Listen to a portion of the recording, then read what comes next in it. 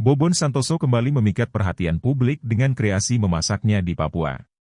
Melalui podcast bersama Deddy Corbuzier, Bobon membocorkan cerita di balik layar saat berada di Papua. Dalam beberapa kesempatan, konten memasak Bobon Santoso berhasil mencuri perhatian netizen.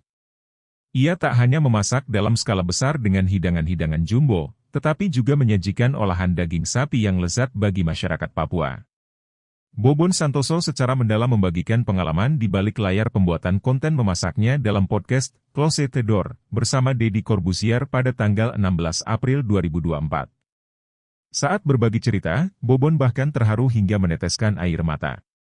Dalam podcast tersebut, Bobon dengan tulus mengungkapkan bahwa memberikan makanan secara gratis melalui kontennya memberikan kebahagiaan yang tak tergantikan bagi mereka yang membutuhkan, terutama ketika kebaikan itu disalurkan di Papua.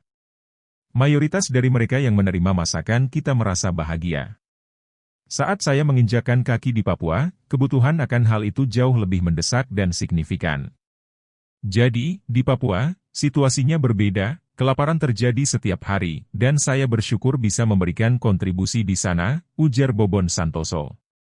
Bobon menjelaskan mengapa ia memilih Papua sebagai lokasi untuk program makan gratis di kanal YouTube-nya. Menurutnya, Papua masih jauh dari kesetaraan yang ada di pulau lainnya. Dengan jumlah pengikut sebanyak 15 juta, YouTuber ini menghasilkan konten di daerah terpencil Papua. Bobon secara langsung menyaksikan bagaimana masyarakat di pedalaman Papua hidup dan jenis makanan yang mereka konsumsi. Mereka makan umbi-umbian, omdi-idi. Seperti singkong, pisang muda yang dibakar, dan sejenisnya. Bagi mereka, sagu dianggap sebagai barang mewah dan mahal. Ketika mereka mendapatkan beras, itu sudah dianggap sebagai hal paling mewah, kata Bobon Santoso. Dan kemarin saya memasak daging sapi di sana. Mereka tidak pernah melihat sapi sebelumnya, bahkan tidak tahu bahwa hewan sapi ada. Di kampung, di Papua, mereka begitu senang, setiap hari mereka datang ke sana, mereka menganggapnya sebagai babi besar, lanjutnya. Bobon mengejutkan Deddy Corbuzier dengan pengakuannya bahwa orang Papua tidak mengenali hewan sapi.